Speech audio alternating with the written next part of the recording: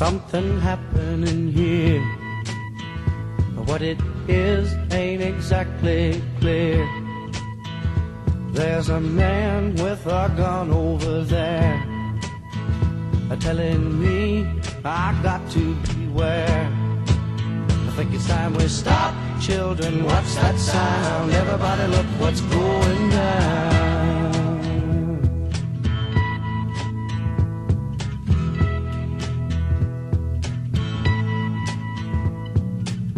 There's battle lines being drawn. Nobody's right if everybody's wrong. Young people speaking their minds are getting so much resistance from behind. Time we stopped. Hey, what's that sound? Everybody look what's going down.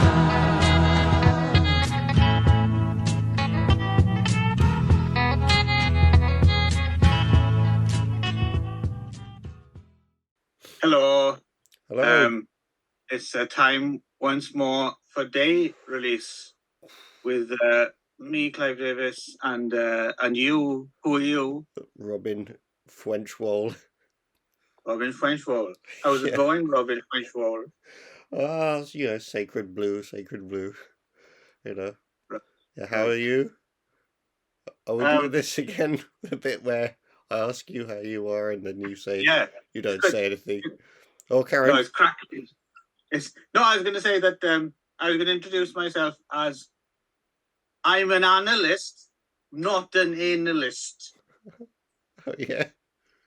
But you've probably forgotten that that's a quote from one of the films we're talking about. Oh, is it? Yeah, no. Oh, yes. No, I think, yeah. That's from Decision to Leave, is it? It is. Yeah. Thank God. Okay. Yeah. Yeah. So, okay. Actually, we didn't, because we're brilliant and really well prepared and all that. We didn't actually talk about which order we were going to talk these three films. What do you think? I think Shin Ultraman. That's the first film we're doing. Okay. Then Death of a... What to Do with a Dead Kaiju. Right. And then Decision to Leave. Okay, agreed. Let's do that then. Right, I'm glad we sorted that out. Yeah. So those are the films we're doing. So we don't need to introduce them. So, Shin Ultraman then. Yeah. Have you just frozen? No, I haven't. What do you want me to? No. I tell you, we're on top of our game today. Well, I've been so ill. I started getting ill on the day I watched Shin Ultraman in the cinema with my son, and it was great to watch it in the cinema. There was about 4 other people in the cinema, and yeah, I don't know. It felt kind of special that just being able to watch it in the cinema, and with some, everyone else who was watching it was odd as well. So, and then Hollis was really funny just watching it. I want to ask you actually about Hollis's reaction, but I want to come back to that after we've talked about it a bit, and then because I'm really curious. But was it long, or was it just because I've been ill? I can't tell. It's pretty long, yeah. It was pretty long. It's close to 2 hours, which is, I think, long for that kind of thing. Yeah. Well, they dragged a lot out, didn't they? Anyway. Well, so this from the beginning, I was really surprised because I remember you told me that this was actually showing in theaters in the UK, and I was genuinely quite astonished because we don't really have an Ultraman fandom in the UK, as far as I know, because I know it played. So for those who don't know, this is a franchise that goes back to, well, at least 1967, right? You could argue even earlier. So the first of the Ultra shows was a show called Ultra Q from like 1965, and that was episodic, like Monster of the Week show. So there was no main Ultraman superhero character. What about the guy? So I mentioned before the show, I spoke to Spectre Man. What about Spectre Man? Is he before Ultraman or after Ultraman? Then? After. Spectre Man's like early 70s, I think. Clearly an Ultraman ripoff, but yeah, you were saying our mate George remembers Spectre Man. Yeah, and I swear we used to watch videos of Ultraman. Anyway, I think he might be right. Speaking of Spectre Man, another huge fan of Spectre Man is our other mate Nick. Nick loves Spectre Man. Yeah. I mean, well, it's easy to. Do you recall? Were the main villains? Was there like a guy in a gorilla mask, and they were on a spaceship?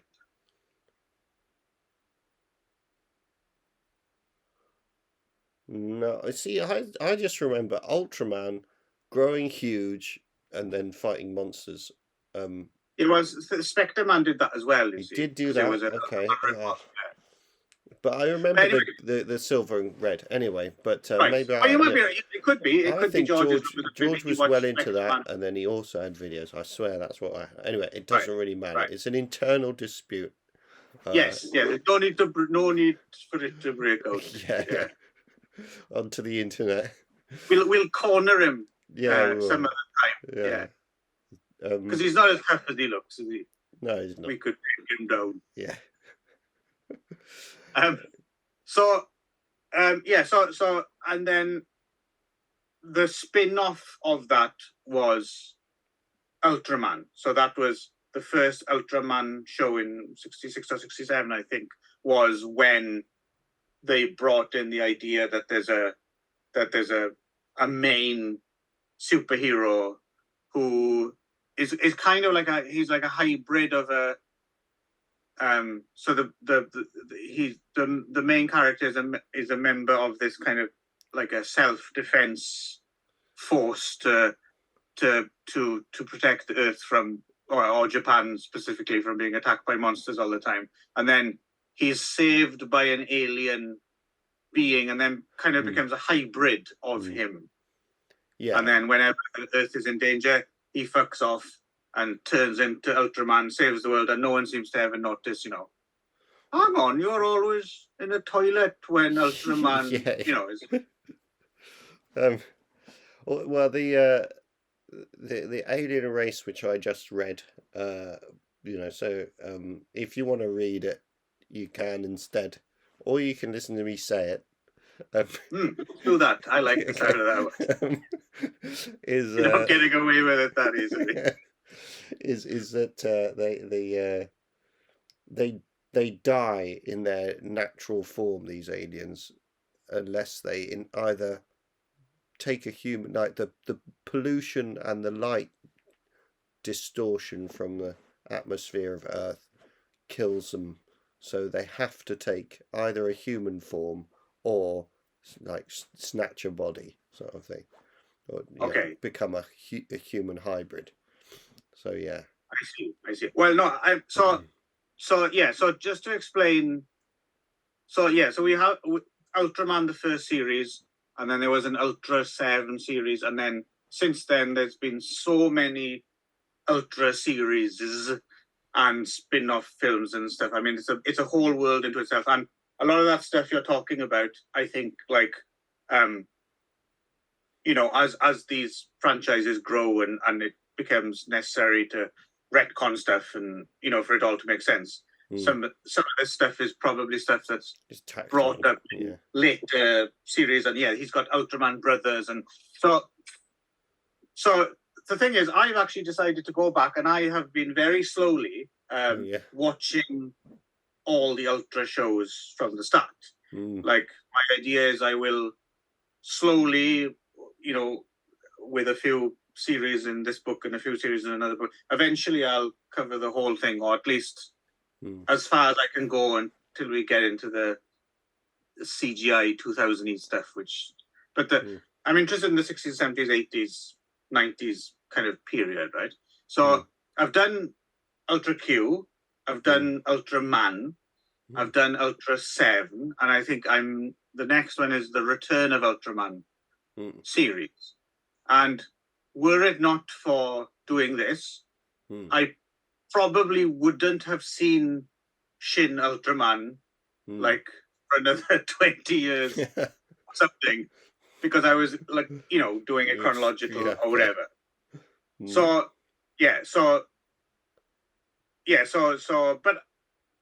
but I don't think it's necessary to. You can definitely come to this film with no knowledge. Without, I think so. I have some knowledge. I because we definitely did watch that, George. Anyway, but how long were the episodes then?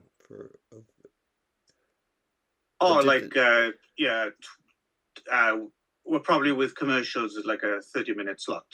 Okay. Did it have any of that sort of strange stuff from the 80s or whatever, where it's sort of like, remember City of Gold had a little bit at the beginning explaining Aztec customs and behaviors or whatever. Some things had strange attempts at educational or moral things. Have anything like that? Not that I know of, but then again, like I said, I'm only like 3 series in. Okay. I mean, just to put that into context, that's a shitload of episodes I've already sat through. Yeah. How many per run?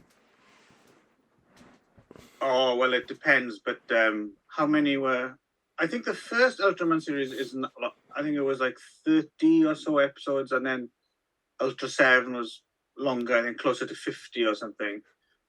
But some series, I mean, I'm also doing, and we'll talk about this a little bit at the end, I'm also going back and doing the Kamen Rider stuff as well. Oh, I don't really know that, but I know of it, yeah. And that first series of Kamen Rider alone is like 90-something episodes. So what kind of plots are you going through with that? They don't vary much. There's basically a monster comes. Yeah. Someone, he turns into Ultraman and beats them up, right? That's about it. Yeah, okay. Yeah. I mean, I can't handle more than... I can't handle more than, like, I do them like 5 episodes at a time. I try and get through about 5 episodes a week. And I mix them up as well. So, like, I'll do 1 week, I'll do my Ultraman watch, and then another week I'll do... secondary characters? Is there any development at all? Like, sort of love interest or, I don't know, or... No. Or like, I mean, there is some comedy guy. Is there a comedy? There's always one. They got to put something in for the dads, right? So there's always one extremely fanciable woman. Okay. But there's no usually love interest with the. So, for instance, now in Kamen Rider, I've just recently developed a huge crush on the young Linda Yamamoto, who is someone I only knew of Linda because Linda Yamamoto is still around as an old woman now, and she's a famous singer as well. But fucking hell, woo! What a looker she was in the 70s. So there's always eye candy for the dads at home in these shows. Yeah, I suppose. Yeah, I mean, we weren't really watching it with our parents, but it might have been in Japan or something. Well, it would have been prime time viewing, right? It would have been. Especially when it was new, Ultra Q and the first few series of Ultrasound, it would have been on. Yeah, it would have been very much. Which is funny now because I think it's flipped a little bit now, because if you watch a lot of those, like for instance, the Super Sentai shows. These are the things that like Power Rangers kind of copy kind of thing. Yeah. I mean, if you watch some of those from the 70s and the 80s, like the amount of just casual panty flashing from the high kicking female member of the team is extraordinary. But now it's flipped. I think now a lot of that stuff is on. Those shows are now on like early morning, and now it's been a bit of a gender flip. So it's the housewives at home watching it with their kids. So now it's always like really handsome, ripped, buff guys playing, Kamen Rider Ultraman. So now it's not something for the dads so much as something for the mums. All right. It's kind of Yeah. Anyway, so Shin Ultraman's the latest iteration of Ultraman, and the reason I to finish my train of thought, I was surprised to see it in cinemas in the UK, is because, as far as I know, I don't think Ultraman ever really played television in the UK. No, I don't think. Well, this is what I remember George having videos of it somehow. Right. That's all what I remember. Anyway, we'd watch it like box sets almost. We'd watch it back to back episodes. Anyway. I wonder where he got them from, because I don't remember them being released on video either, but they could have been.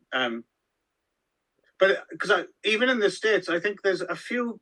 It was regional. Like I think they showed Ultraman episodes on television.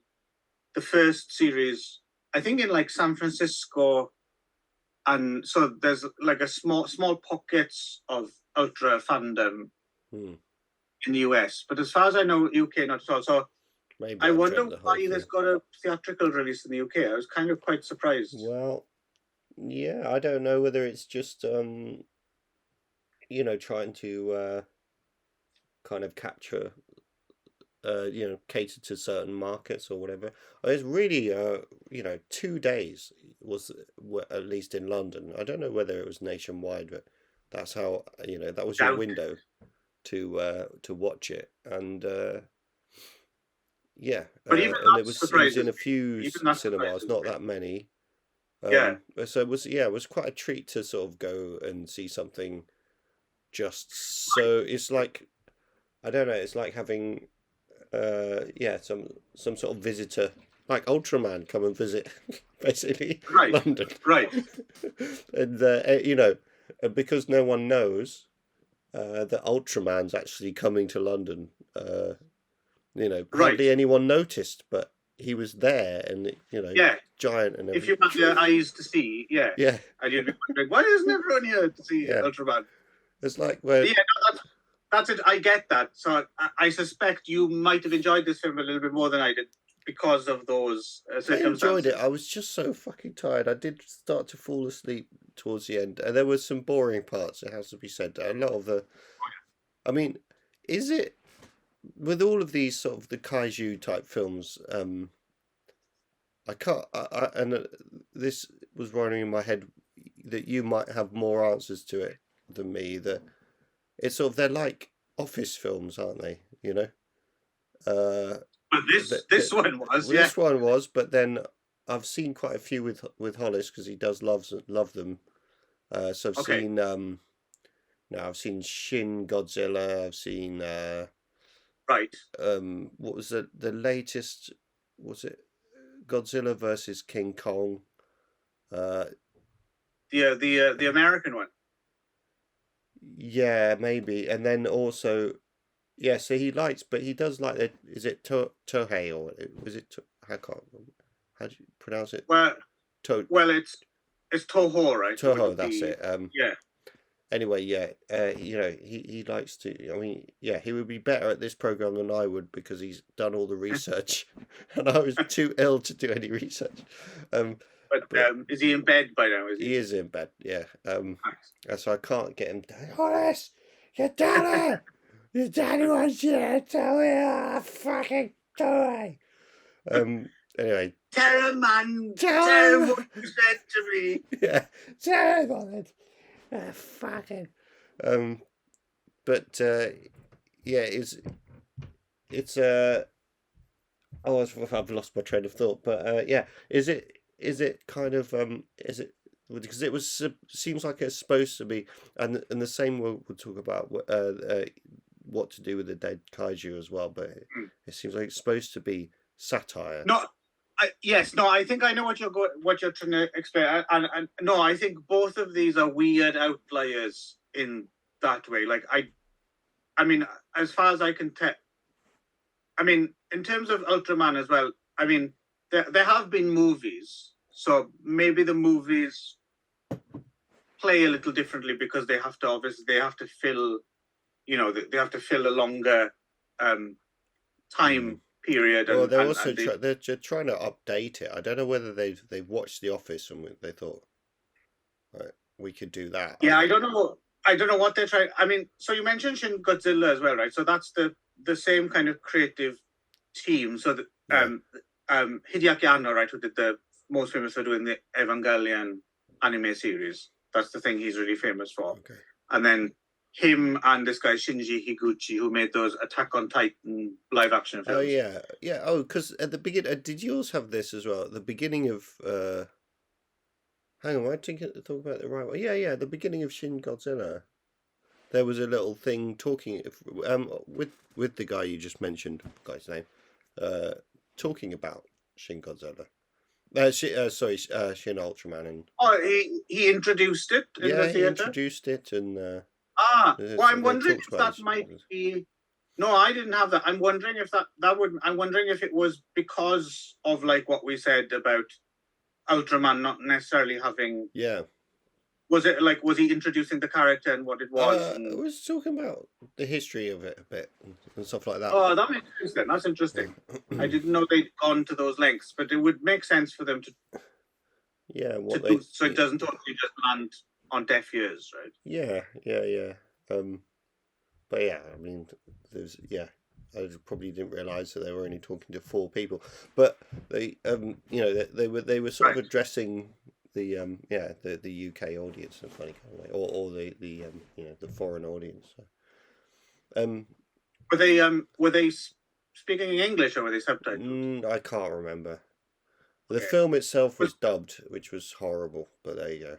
Oh, was it dubbed? Yeah, oh, that's dubbed. I didn't see. I think there were some dubbed and some subbed, and again, being I read it as subbed, and it turned up and it was dubbed. So I thought I was going to see a subbed film, and I'm a bit dyslexic. Do you know? Because I didn't realize that, but that kind of makes sense as well. I suppose if they're pushing it to a young audience, did they? Was it I'm guessing it was more Americanized dub than a British. Yeah, it was Americanized dub. Was there anyone famous doing the? I don't know. I didn't pay enough attention. But yeah. Yeah, I probably should have paid more attention to that for this. I had to travel so far. I was so ill and tired, and then I had Hollis with me as well, and it was a school night too. So, by the time it finished, I was like, "Fucking hell!" And I've got to get all the way back. So yeah, I just left the cinema. And then it was I just brought it up here on the. Just having a look at the IMDb, and it seems as if no, I don't think they got a celebrity cast for the dub. I think it was just people who normally work on anime dubs and stuff like that. Who might be famous in their own right. You know, if you're into that fandom, they might be. How can you say that? Yeah. Chris Takachongo is like the voice of Bing Bong from Ultra, whatever. Yeah, Pingu, but I don't know. Pingu series is 4 to 86. But yeah, I mean, I don't know. Well, I was just wondering. Yeah, so there's no because it does seem to. I do enjoy that aspect of watching people like they had of that the officey aspect where they kind of like they've got big folders full of paper and they're like and they're always like arguing about what to do about So just to finish that thought out, so these 2 guys, Higuchi and Anno, they both co-directed Shin, which means new, just in case you didn't know, Godzilla. So it was I looked up Shin. It said genuine. I thought it was genuine. I thought it meant genuine. No, it's new. New. Oh, okay. Yeah. So it's. I suppose it's possible you could kind of read it in. I mean, all of these characters are possible to read in slightly different, nuanced ways. But in this case, it's new. It would indicate that it's like a reboot, right? So they did the Shin Godzilla And then they don't occupy the same cinematic universe or anything, but basically there's the Shin Ultraman, is the new Ultraman, and there's a Shin Kamen Rider coming, I think, next month, I think is coming out here. Oh, right. So I think this one was specifically directed by Higuchi, but I know Hideaki's all over it as well as like writer, producer, and I think he's directing the upcoming Kamen Rider. But yeah, but I think both Godzilla and this have in common a little bit is, yeah, you're right. They do seem to have like, yeah, I don't know exactly what they're trying to do, but I suppose they're trying to like, what if make it a little bit more like, what if this, because Shin Godzilla was about a lot of current events, right? It was very post Fukushima, and there was a lot of like bureaucracy and stuff, which some people didn't like so much. They were expecting more of a straight up monster movie, and some people quite liked that. And with this, yeah, and also it seems as if they're trying to, like, a lot of the office politics stuff seems, yeah, like they're trying to make it a little bit more, not realistic exactly, but trying they're trying to go somewhere with it, but it's not. They're not really finding. They don't seem to have the. I don't know whether they don't seem to be able to kind of figure that out, how to make it kind of relevant and funny, I guess. It's not like it. It didn't feel like it was because it's, I'm missing something from Japanese culture, right? Necessarily, it just seemed like they're just not. They're floundering about trying to find ways to make it funny and yes. And I think you're bang on there. I think you're right, and yeah, kudos for you to have picked up on it as well, because I think some people would give it the benefit of the doubt, right? They'd be like, oh, it's something a bit lost in translation, or maybe it works really funny, but no, I don't think so. Like you get that it's trying to do something, but it's not really particularly amusing, but it's not funny in Japanese either, really. Yeah, I mean, it felt like to me like, oh, there's obvious things that are enjoyable, that like where elements of farce. That's what they're trying to do, like office farce, aren't they, a lot of the time?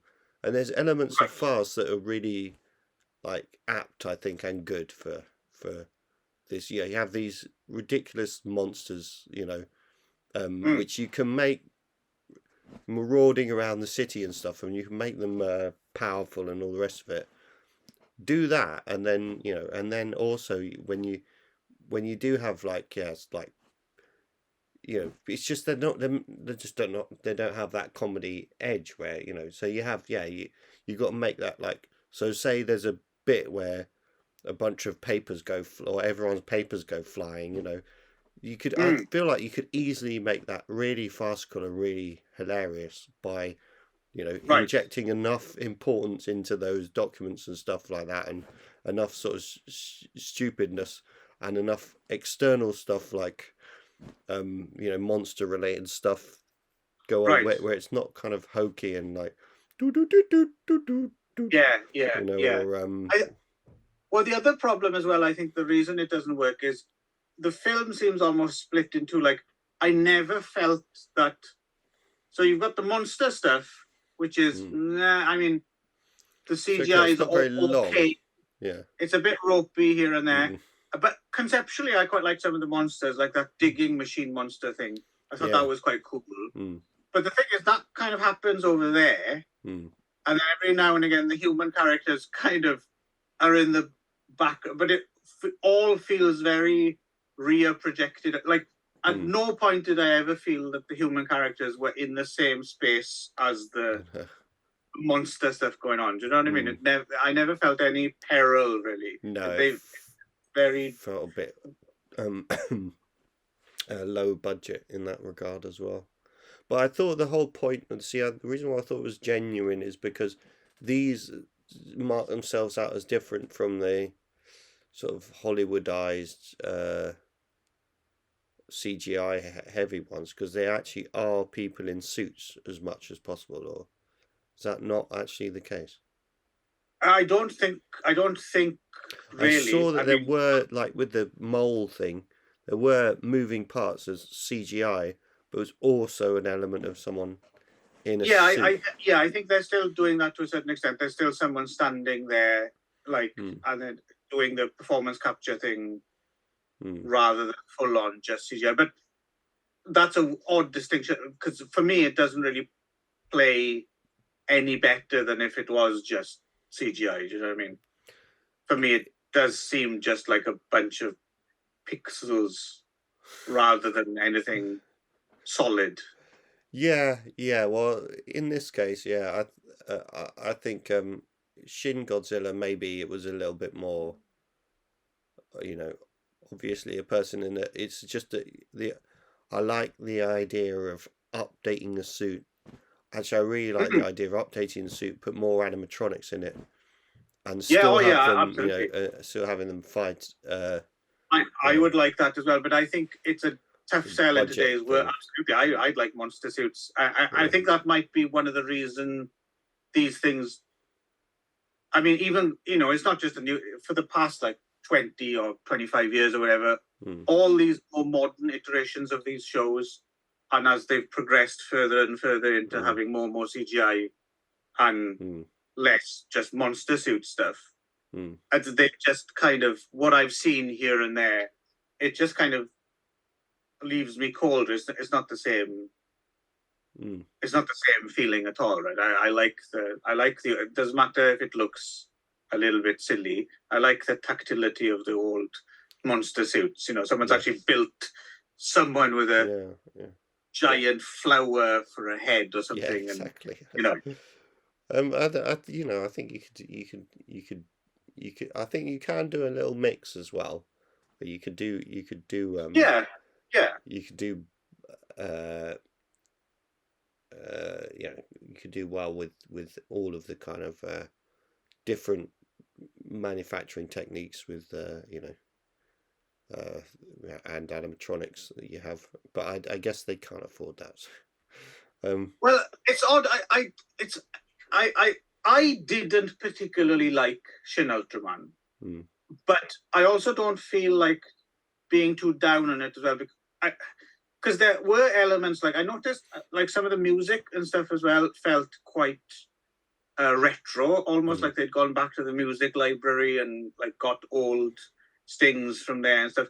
So I think they have tried to be respectful and updated and tried to give it a retro feel. I think I felt as if they did try their best, and then maybe it's just time to not do this kind of thing anymore. I don't know, or give it a rest for a while until it's. But it's just, and the other thing that bugged me about this film as well, it was, and again, I appreciate they're trying to do it, but there was a lot of. They went for a lot of weird, like Dutch angles and strange points. It was like, and it was overkill, right? Like, because it was distracting. It didn't serve the story. You just really thought, oh, that's a weird shot. Like, why have they done that? The crisp packet shot, wasn't there? There was a crisp or whatever she was eating out of the packet. A lot of stuff like that. Pointless kind of stuff that felt like it was supposed to be farcical. I mean, I don't know. I would. Wanky. Well, I don't know. It was wanky. It was just stupid. It didn't. It was supposed to be. I think it was supposed to be comical, but again, it's like, no one. I can't remember what. Oh, I wish I could remember what Hollis said in the middle. He made the guy in front of us laugh. I mean, there's only 4 people, so anyway. I was sort of like, why would they do that inside a crisp packet? Hollis does. Anyway. Young film critic. Exactly. But But it's weirdly constructed as well in terms of like, for this kind of film, like it has a very anticlimactic ending. Like the climax kind of happens, and then it dawdles on for a little bit, and then he comes back, right, and it ends. I guess it's kind of a setup for a sequel, but it's the kind of thing you should bury in the credits or something rather than. Yeah. It was a weird, and I still couldn't tell you what the fucking story was either. Really, I don't really understand who Mephilas was, or what Dawn was, or what the whole plot about, like, trying to make the Earth like a subject race, and and all that.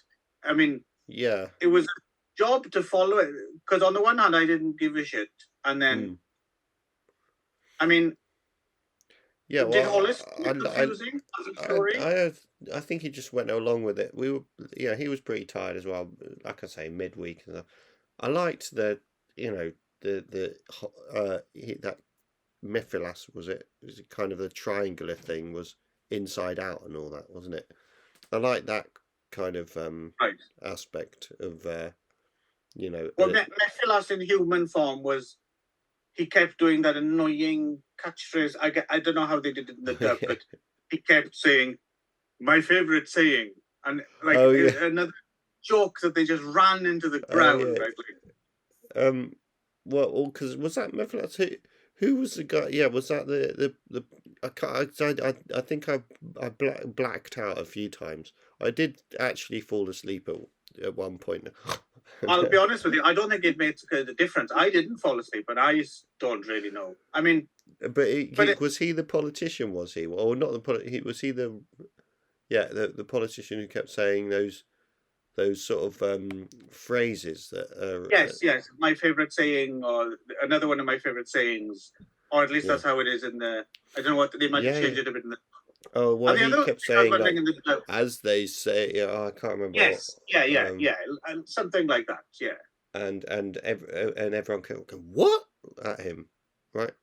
Yeah. Sometimes, But the other annoying one is... So that made sense then, because he was a triangular monster thing from another world, and so his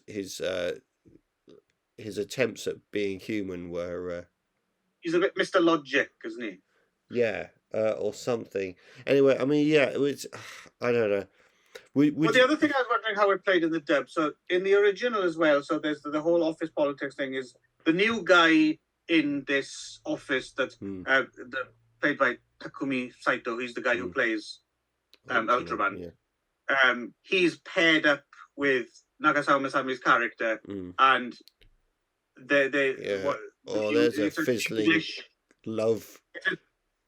It's an English a borrow word. They use buddy, but they use it in a very specific work sense of. So I'm wondering, in the English dub, did they retain that? They were saying buddy, yeah.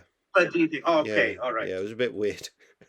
Yeah, it is, because even though it is a borrowed word from English, we don't use it in that way, really. So it's a little bit strange to hear it. What does it mean then? Because in that context, it's like a specific kind of like. Well, I suppose it technically means the same thing, buddy. You've got my back, kind of thing. But it's more of like a teammate, partner, or sort of. Yeah. Yeah, because I inferred that, but it was we have to stop now. But I inferred it, but it was also just it gave it, because the dub gave it this sort of stupid weak romance angle that didn't, it was accidental, but buddy sounded like a suggestive word, So what I was really curious about was, what did Hollis make of it? Did he enjoy it? Yeah, he enjoyed it. Yeah, he enjoyed it a lot. He likes... Yeah, it's funny because you always think, like, they're so used to kind of Hollywood CGI, but there's still that element of suspension of disbelief with kids. So they don't need it. Right. They still don't need everything handed on a plate, sort of thing. So, when it looks a bit unrealistic, he still can disappear into a different world. I find that. it wasn't that element so much. I was wondering. It was more. I mean, did he get bored in the long stretches of? I think office so. politics? Yeah, there was a bit of times where he was flopping on me and starting to try and sleep. He probably woke me up a few times when he kind of flomped on me. What? Because I was definitely falling asleep during those during the kind of office politics, whatever. Again, they're trying to build characters and they were just failing. Like, and I couldn't tell whether I thought whether maybe you would have being in Japan you would have that is a that is a cliche of that type of person, or like that they always do that in comedy shows of that they are a little bit each one was like a character, but you brought up the romance. I don't think it is exactly right, but that seems a little weird as well, right? So you have Takumi Sato as Ultraman, and he is considered quite the hunk here. I found him a bit boring as that character, to be honest with you. Like when he wasn't Ultraman, but then again, that's a bit of a staple of the. You never really remember the person who plays the hero when they're not in the hero suit, right? I struggle to remember who those people are. And then so Nagasama Masami is his buddy or whatever, and but then she kind of finds out it's him, and then she kind of admires him, but then she's got that whole running thing about straightening her back up. She kept doing that all the time, right? Straightening her back up, like and then slapping him on the buttocks. Yeah, that was it. Yeah, she was a sex pest, wasn't she? It wasn't just him. She slapped in the. She was just touching. She was just touching herself. I don't think she. No. She grabbed one of her other office co-workers, the woman or so, grabbed her buttocks, didn't she? Oh, did she? Yeah, she's an office sex pest. Okay. So I remember. That was one of my things. I tried to remember Nagasama Masami's buttocks for years. So I suppose it's only fair that she can have payback. Yeah. But that whole thing was kind of like I wasn't quite sure what it felt like they deliberately avoided, because as well casting someone who is kind of a sex symbol as well, it's like they deliberately wanted to avoid the normal way of doing things. Like, okay, we're not just going to have the handsome guy and we'll have a hot chick, just in the mix. They clearly wanted to like do more with her and not just have her as that kind of two-dimensional eye candy. But at the same time, they didn't really know how to do anything else, right? So it was just a bit. Well, they made her into a sex pest. I guess. I think they did. There were a few moments that they were flirting with it. I think, like there was that scene where she turned giant, right? And she's walking through the city. Yeah. And there was a few low angle shots where you didn't actually see anything, but you came this close to having a bit of fan service kind of panty flashing, right? But she's kind of a bit too famous now for them for her to do that now. But it felt as if they were teasing the audience a little bit there. Yeah, giving them a bit. Was it? Never mind. I was thinking of the Fabulous Furry Freak Brothers, where anyway, never mind. He wakes up. He's having a dream of what's his name? The one with the moustache. He has a dream of being of lying in a giant pair of breasts. Anyway, not anyway. It doesn't matter. All right, I can see where your mind was when you were half dozing off Yeah. in the cinema scene. I think I was the most awake for that bit. Well, it's interesting, actually, you mentioned, because you're probably not aware of this, but oddly enough, you kind of hit on something there that might, because that actress as well is famous for being well endowed Okay. by Japanese standards in the chess department. Like before she became a slightly more legit actress, that was one of the things she was kind of famous for. Oh, okay. Yeah. All right. So there you go. Right.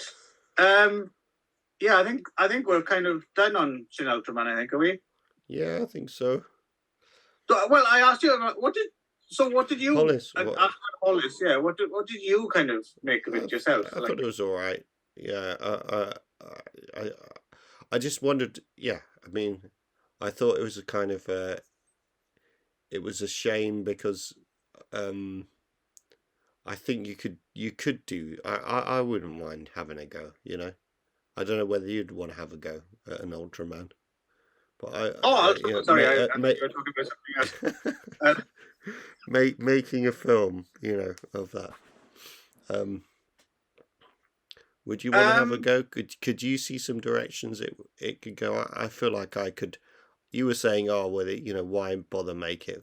You know, but I feel like I could make it into something. It doesn't really stir my creative juices that much, to be honest. I mean, I do quite like the one thing I do like about it a little bit, I suppose, like a lot of really simple ideas.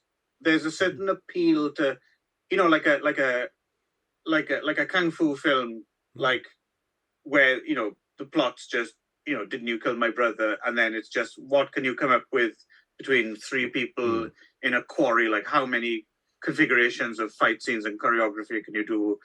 Or dub reggae or whatever.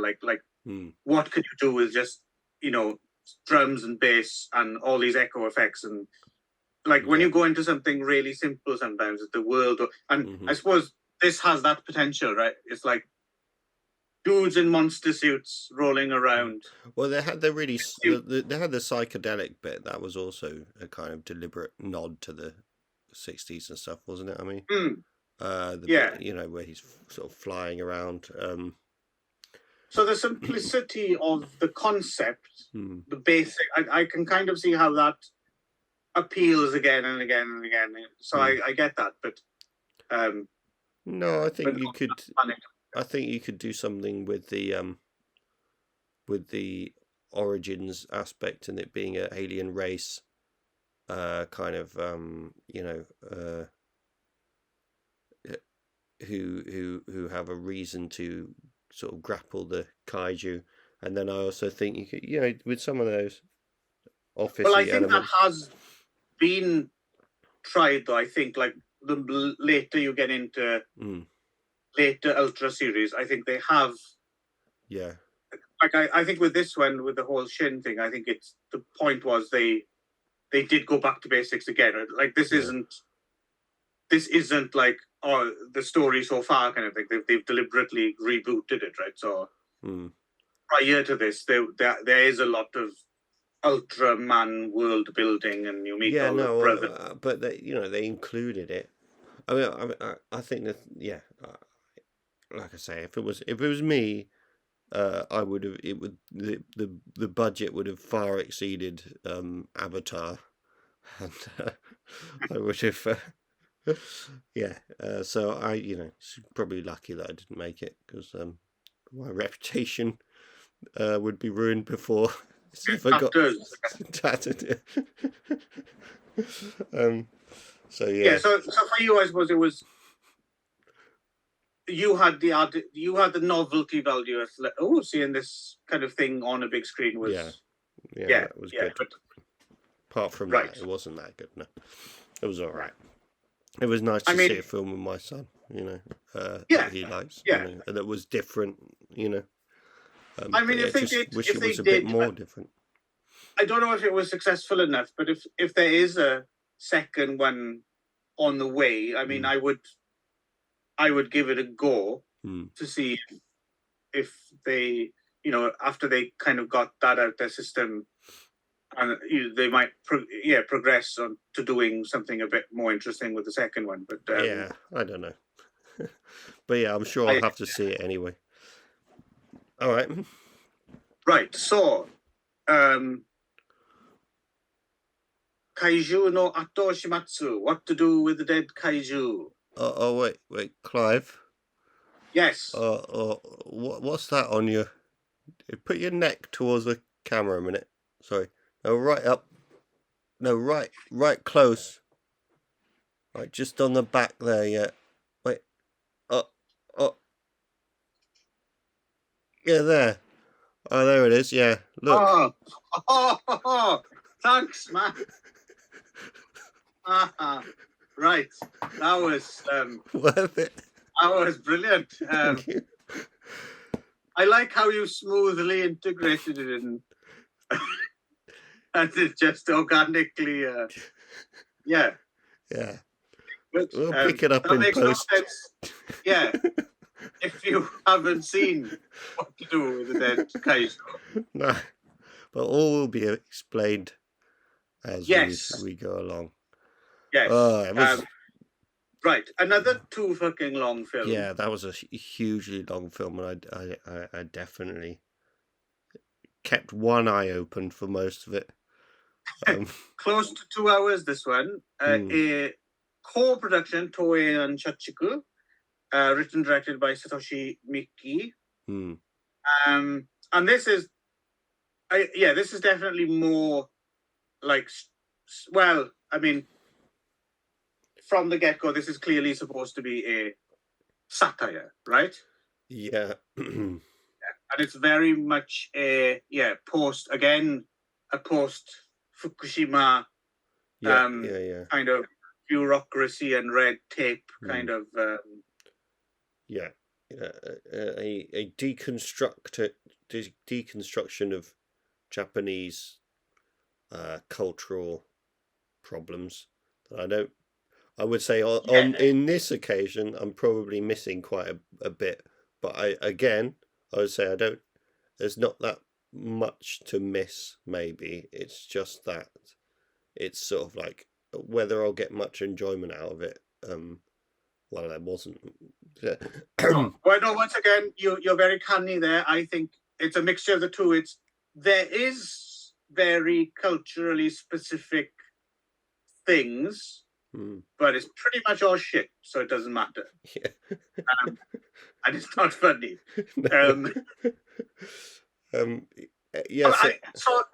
So the idea from the beginning is a kaiju has attacked once again, because it happens all the time, right? And the corpse has just been left there, right? And there's a little bit of a who actually killed. We don't know who it is. Well, in fact, we do. Well, not at the beginning though. No, okay, fine. Yeah. But I saw some speculation online about who it was, but it's obvious, isn't it? There's a big shadow of Ultraman appears in one of the sequences. Yes. Yeah, there is that. But then again, I suppose there's that random guy walking around. With some gun or something, some kind of weapon, played by Shota Sometani, who is one of my if I was gay actors. All right. Yeah. I don't think. Okay. Well, you can't really see him in this film because he's either got that heavy gear on, or he's covered in mushrooms. Yeah. Okay. And he's not like a particularly. Actually, I think he's a really, really good actor. I really like him. But he's not like he'd be more. He'd be the bottom in that scenario. It wouldn't be like. It's a totally different, like, if I was gay, Idris Elba. I'd definitely be the catcher then. Okay. A relationship would be reversed with this guy. Okay. But it's a moot point because I'm still not gay. Okay. Amazingly, as much as I've tried, it's just not happening. Okay. Idris or this guy, it's not working. Anyway, carry on anyway. We are getting sidetracked as to the bureaucracy of your gayness. Yes, I'm satirizing. Yeah. So anyway, So there's a monster, and what do you do with this? And the concept is quite a good concept, right? I quite like this idea. So it comes from this short film that you gave me that I watched half of, does it? That's the original idea from 2014. It is basically that idea, isn't it? I don't know if it copied it or not, but it could just have, it could just be a coincidence, right? But the Day of the Kaiju, right? This is a short film from 2014, which again isn't particularly good or anything, but at least it was like a quarter the length. It was basically the same idea, but short.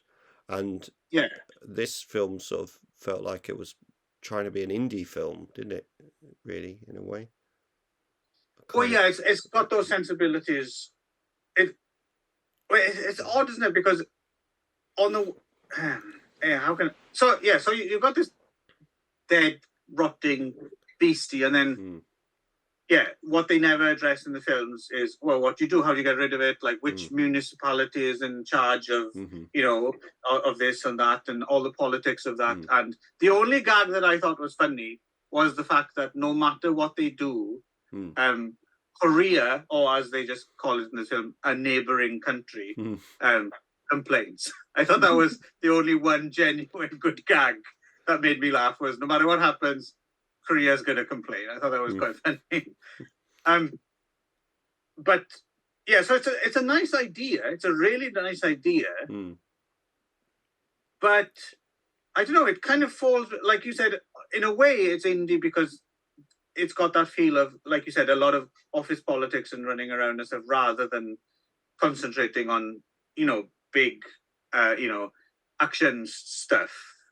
But they kind of bottle it, right? Because they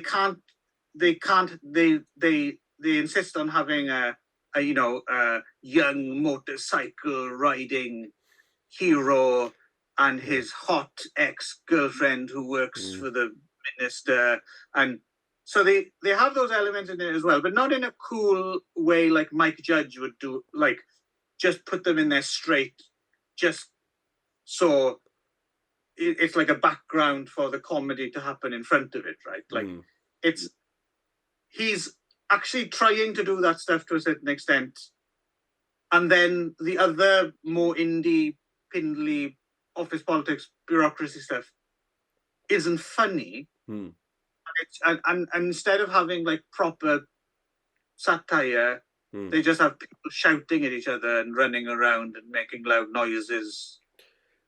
Yeah, it is a bit of a blur. My cold had progressed quite a lot by then, and I have to admit, I did watch it, but I was finding it really hard. But this one had the politician saying very strange phrases as well, right? Oh God, it's been I can't remember. I found this really hard work. In some ways, it was. I admired it a bit more than Shin Ultraman, a little bit, just because I thought it was trying to do something a bit different. And of course, it does kind of turn into Ultraman at the end, right? That's when there's the big surprise twist ending, right? I guess. But it's just. I mean, there's that Korea gag aside, there's no solid gags in it. There's nothing funny. There's a lot of famous people in it. All right. There's a lot of famous people in it. Yeah. In fact, if you notice, the guy who plays the Prime Minister in Shin Ultraman, Kusaka Shimada, he turns up in this as well. He's one of that, core group of people who are arguing about what to do with. Yeah. Okay. I wouldn't have noticed, I don't think.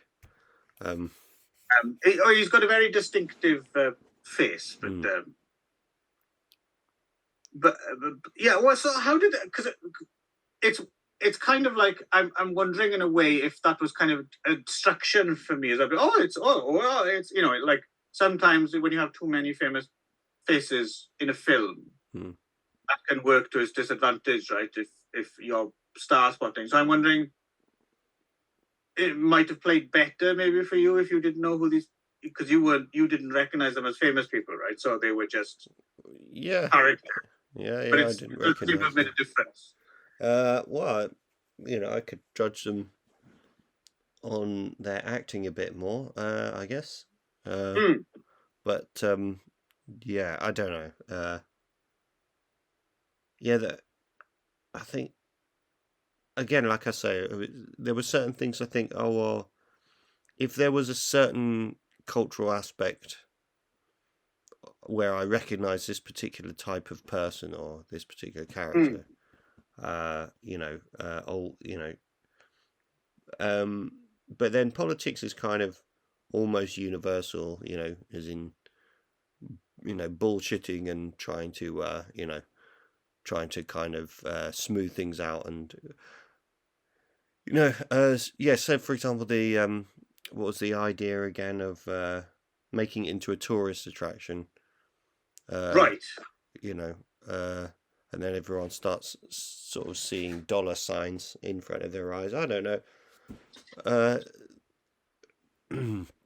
I don't know. It just didn't work. It wasn't that funny. Oh, it's a shame. But again, it's the kind of thing like,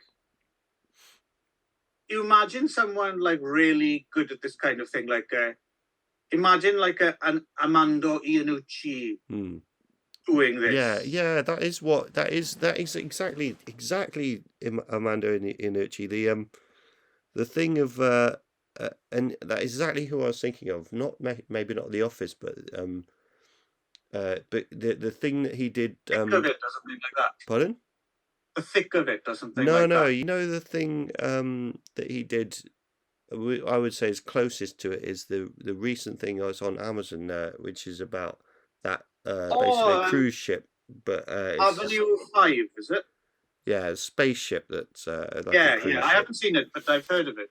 Yeah, and it's like, because that's sort of his similar satire in a way, I'd say, where it's farcical, and the situation itself is so much more kind of, it's a sci-fi, so the situation is so much more already like overblown, and I really like that because the farce elements build up, that they keep well, they decide, they I can't remember what the problem is, but they decide to purge the ship of all the excrement, and then it just ends up orbiting the ship, and all this stuff. I could see how, well, he knows how to do that stuff properly. That's the thing. He knows how to, like you say, to layer it in, and it doesn't just. It's not just wacky out of nowhere kind of. Like it's written properly. It's properly written. It's also characterization. A lot of the time, it is characterization. It's either people you recognize, or so. For example, one of the best characters I think on it, and then out of that character comes a really good comedy moment. But there's a character on it who's always going like, I work in VFX. As obviously someone Armando Iannucci's met, and I've met a few people like that where it's like, I work in VFX, and then there's that just builds to this bit where she's basically going, and none of this is real, because they found out some elements of it aren't real, but then they can't reel it back to saying that no, but we definitely are in space, and if you leave that door, you're all gonna die. It's just like, no, I used to work in VFX, and I can tell immediately he's not dead. And someone's outside the door frozen.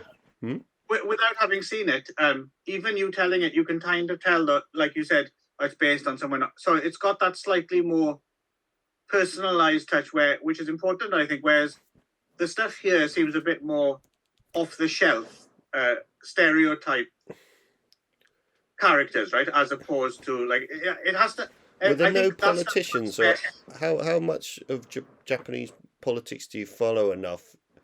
Like if it was based on politicians in my country, like Right, if it was no Nadeem specific- Zahawi, if it was Rishi Sunak, Right. if it was anyone, I would reckon our Yeah, no, political see, I don't characters are think- so overblown at the moment anyway, Yeah, we don't or generally have speaking. that level of specificity here. Like I said, it's a lot more off the peg. I mean, and in general as well. I mean, like for example, the one person you might have recognized because she's kind of got slightly more international stardom is Rinko Kikuchi. Turns up, right, very, very briefly, and oddly enough, in real life, is married to that guy I was saying that I would be all gay with if I was gay.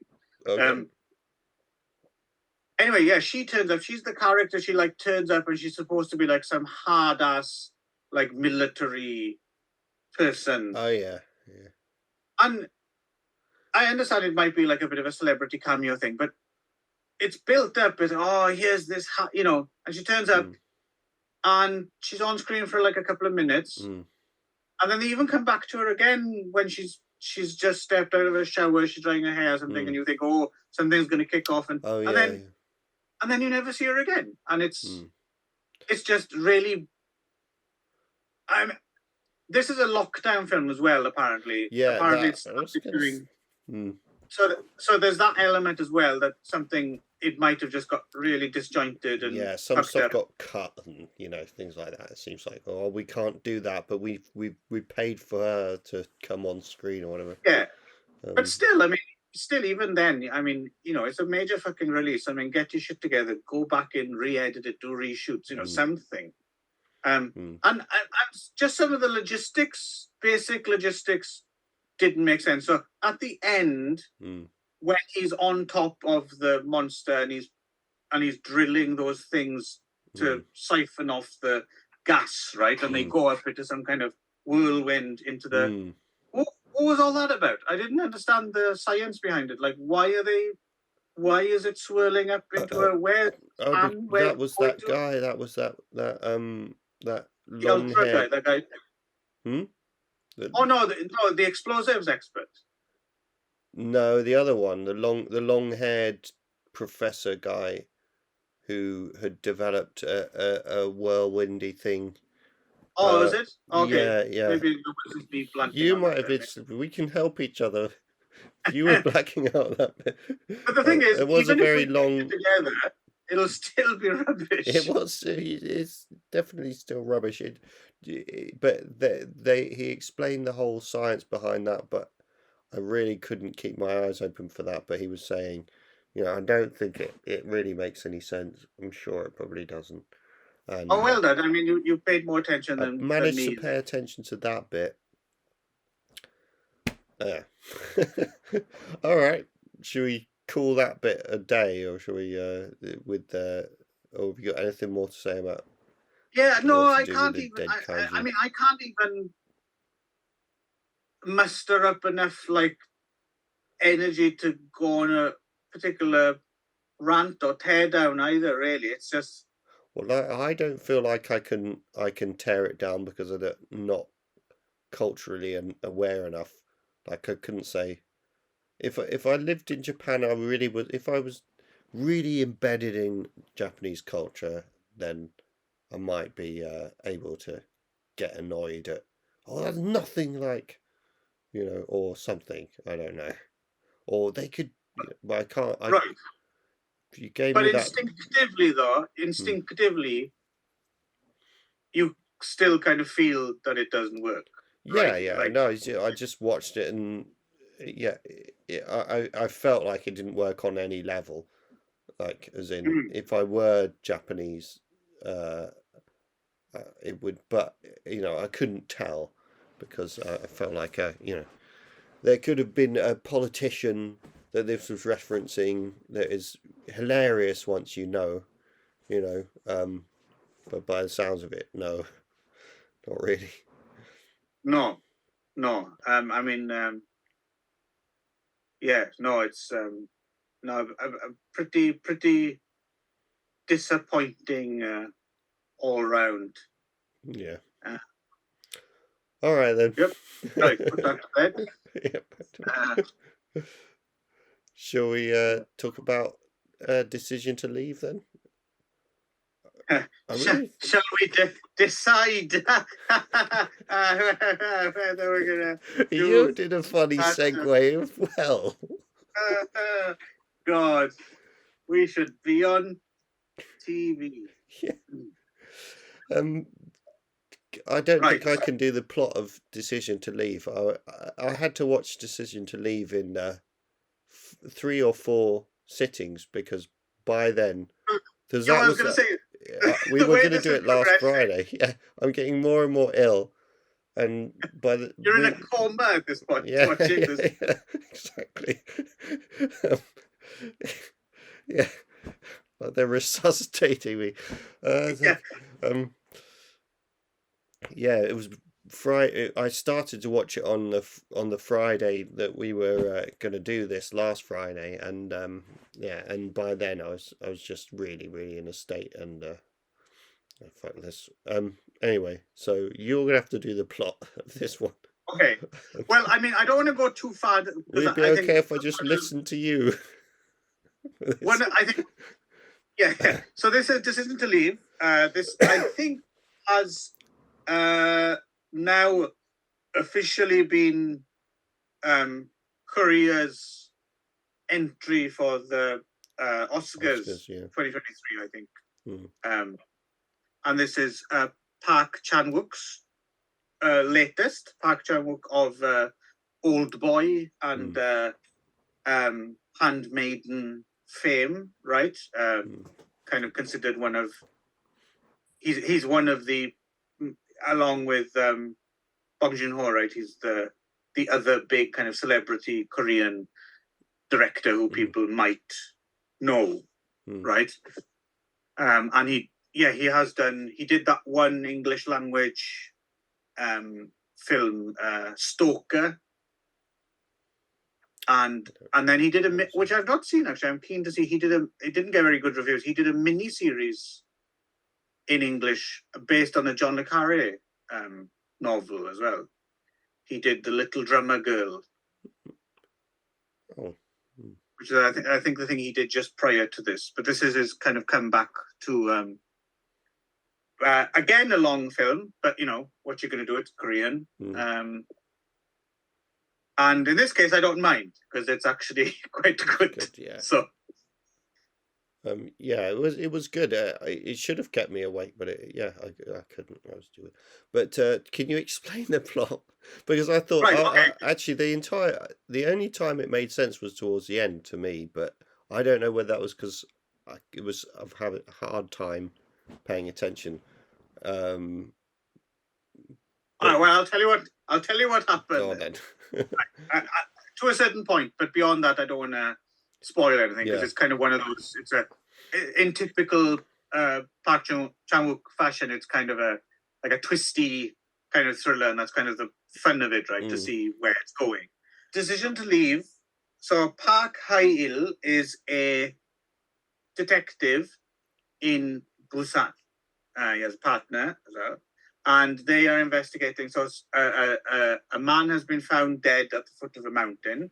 He's fallen off it, and they're trying to figure out whether it was an accident or whether it was a suicide or possibly murder. Because when they interview his now widow, as played by the Chinese actress Tang Wei, who's doing a good job, you know, because she is actually acting in a second language here as well, and it's part of her character, right? That she's still kind of learning some Korean, and she doesn't exactly seem devastated by his death, and there's also a possibility that she might have benefited from his death. Plus, she might have some skeletons in her closet, and she may have murdered before back in China. So they kind of keep her under surveillance, Mm. but also, as is the way with these kind of femme fatale thriller type things, our main detective, who's already married, finds himself kind of falling for her, right, and she for him. As well, usefully, the wife is she's in a different town, right? She's in this place called Ippo, which they make a kind of big deal about. It's a very misty kind of place by the sea, right, with fog, and it's actually quite an interesting.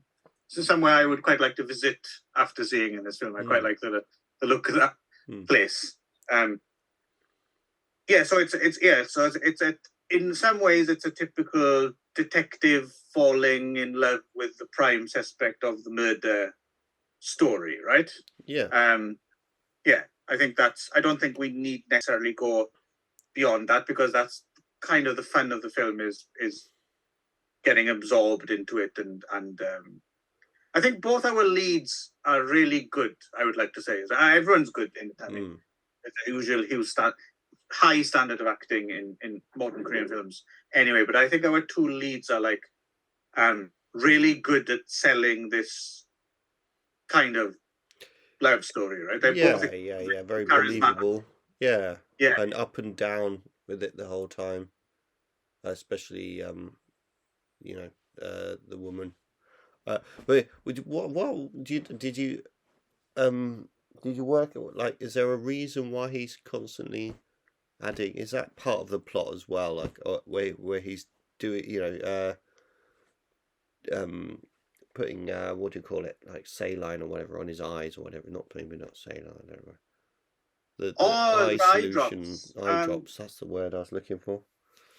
I don't know. Part of it, because again, I couldn't work out whether I'd missed some stuff because I was, chopping it up into 4 days and. Well, I'm going by memory as well, but I don't recall necessarily there being. I mean, it's a tricky Park Chan-wook film, right? So there could be little. I'm sure if you went back, and it's one of those films that it is probably fun to rewatch. Yeah, because it probably has things like. I could definitely rewatch it because I didn't watch it properly. I mean, I watched it, but and in segments. So I could definitely enjoy watching it again. I'd follow it a bit better. Did you like it? I liked it. Yeah, I enjoyed it a lot. It's just that. Yeah. You were in a coffin. I was in a coma. And, but yeah, it was good. It was fun. Okay. The ending is brilliant. And the setting and the kind of staging of Ippo is really beautiful, and I think there's loads of amazing shots in it, and it's stylish as fuck, isn't it? I mean, it's all Park Chan-wook's film. I like that. I think they're almost like designed to an inch of their life, right? Like he's not messing about. Everything's really well. And this brings me to something actually, which is so it's interesting. You mentioned that you said the ending was brilliant, right? Now, so for me, this is kind of interesting. That this was so I really enjoyed this film as well, but I think Park Chan-wook makes a certain type of film, like Old Boy, like Handmaiden, for example, and which are they're really well done, like kind of twisty, turny, but they have a very specific kind of story to tell, and it's all really constructed. And he does that kind of film really well, right? But this film felt a little bit different because the ending is not exactly ambiguous. I think it's fairly it's fairly obvious what happens, but it does have that slight vagueness to it, which I like in and of itself, but I'm not used to seeing it on this type of Park Chan-wook film, if you see what I mean. So Okay. there was like, I'd like to see it again as well, because I'm wondering if it wasn't the kind of ending I was expecting from a Park Chan-wook. I was expecting something a little bit less subtle and a bit more kind of doof, kind of final twist reveal kind of thing. And it's not quite that. It's kind of a bit more. It's neat, but it's also just it's also like a slipped dream, if you like, or something like that. One of those moments in your life where you felt something,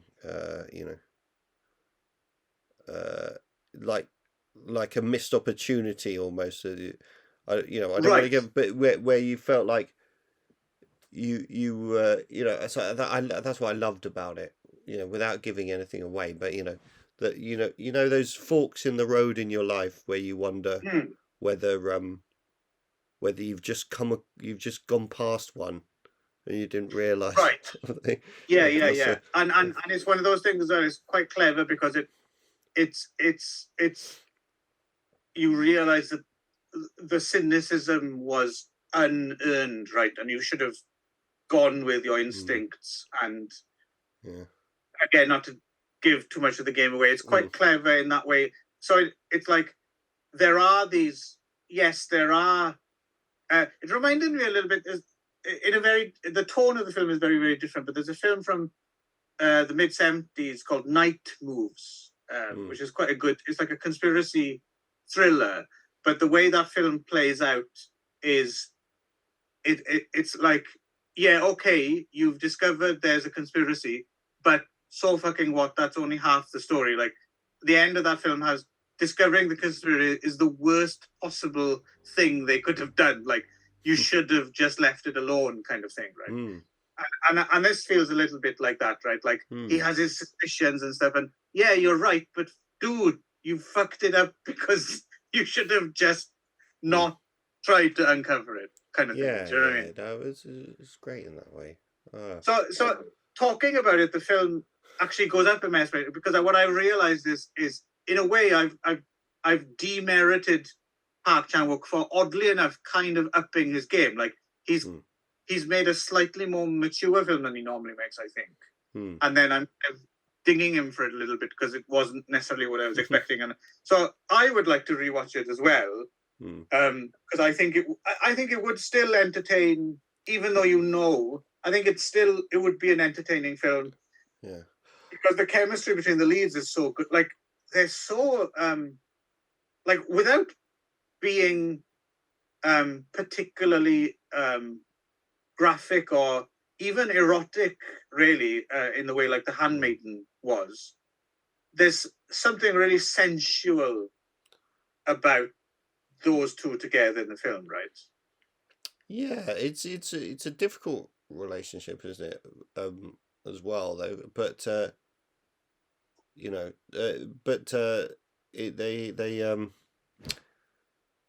don't like and again with this.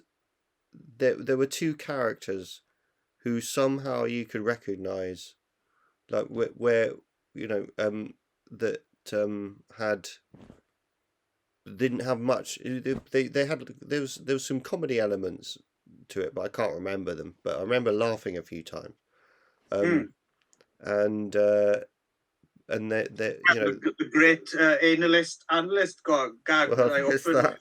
Yeah, but there were some funny jokes in there. I cannot remember them, but it was also just they were character driven jokes, and it's and darkly they don't like they're not overly expressive characters or whatever, sort of thing. They're very subtle, like underplayed characters. So it was great that that they were able to express all that, that sort of that emotional depth without I don't know, it's hard to do that, I think, No, absolutely. And at first I think you assume it's mostly her, especially because you've kind of seen her do certain similar things in other films as well. I suppose most famously the one she got in trouble with the Chinese authorities for it, like Less Caution. But I've not seen that. but then you realise his reacting to what she's doing is also doing just as much work, right? So no, I was really quite impressed by the two. It's almost like if this was the old days of Hollywood, like in the 40s and 50s or something like that. You can imagine like there'd be a string of like unrelated films, but they'd keep pairing the two of them together, like that kind of like Bogart and Bacall kind of thing. Yeah. Which I guess is one of the parts of the DNA of this kind of femme fatale noir kind of. It is, yeah, story. it is definitely. Yeah. The other thing is because before when you said let's watch this, or you gave me that list, and I think I checked this one out and said I wanted to watch this. Was my reasoning because was The Guardian and stuff? And again, I would have looked this up if I hadn't been so ill. But was it The Guardian sort of saying something about it being, just ultra a miserablest film or something like that? And I don't know. I can't. I can't answer. I don't want to look it up. Anyway, it doesn't. I mean, if they did, I don't know what they're on about. It's not. No. It's not miserable. Well, I mean, if they did, shame on them. Yeah, They probably didn't. Saying that thing you didn't May say. have said or may that, so I can't really go on. I'm cancelling my subscription right now. And this is what I'm talking about with The Guardian. When they hypothetically do these things, you just think, fuck you, Guardian. You know what I mean? You killed anyway. Rodian. Yeah. Fucking killed Jeremy Corbyn and now this. The last straw. But yeah, I don't remember. The other thing apparently was a big influence on this film, and I did notice while watching it, there's a bit where he's checking out, or she may be checking out where he lives and the things he's got on his desks and stuff, and he's got a bound collection of the Martin Beck series of books, that like Scandi Noir series. I pegged that, but then when I was looking it up, apparently that is a bit of a reference. Apparently, those series of books were an influence on this film. Apparently, I mean, I think I've actually read one of them. And I think it was pretty good, and I think I might have seen, because they've made a whole bunch of films based on that series in like Sweden and places like that. Well, it's not sort of was it not Girl on a Train or whatever? No, none of that. No, Man on the Roof is maybe what you're thinking of, or is one of them. Boy on a Hat. Pig on a Stick. Yeah, is classic in my mind. Yeah. But I'm not quite sure, because, like I said, I'm not overly familiar, so I'm not sure if there's a very specific. I don't know if one of those books has like a very similar story, or if the detective character here is like really close to the. I didn't pick up on any of that because I'm not overly familiar with the Martin Beck series of books or films, but that could be an element as well for people who know more about that kind of thing. But yes, as obviously I wouldn't expect you, because you're just lucky to be alive, clearly, at this point in the viewing experience. I didn't see that when they were, putting you in the ambulance. The iron lying around me. I have this image of you just with like a screen with like all times where no, I gotta get it watched for the YouTube video. The podcast. Shoveling mud onto your corpse. It's good. Stop it. I'm trashed. Yep. Yeah, so Decision to Leave is clearly our film of the episode, isn't it? Yeah, I think so. Yeah, really worth it. Everyone would be seeing it anyway. It's not like Yes. something. Yeah. No, we that chose something a bit it's fairly more visible mainstream. than usual Yeah, for us, definitely. didn't we? Yeah. But yeah, and I would semi-recommend. I wouldn't really recommend Shin Ultraman. Nah, not really. That semi-recommendation didn't last long. No. It fizzled out like Ultraman's powers when he gets polluted by the earth. Okay. Okay. There we go then. So, yeah, that film that you were going to watch anyway, that you've probably already seen, Yeah. we Go recommend. see it. Oh, yeah. Aren't you glad we're here to Yeah. you'll find your way? Yeah. the Navigate this cinematic thing we landscape. call show business. Yeah. Stay tuned for more. All right. Now a word from our sponsor. We don't have a sponsor, do we? No, that's not likely, I don't think. Who would sponsor us?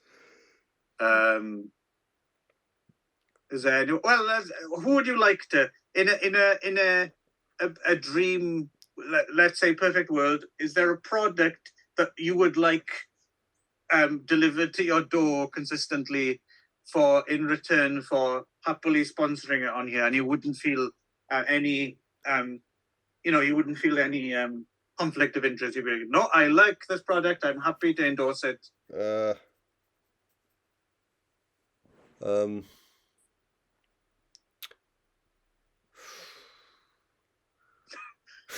Right.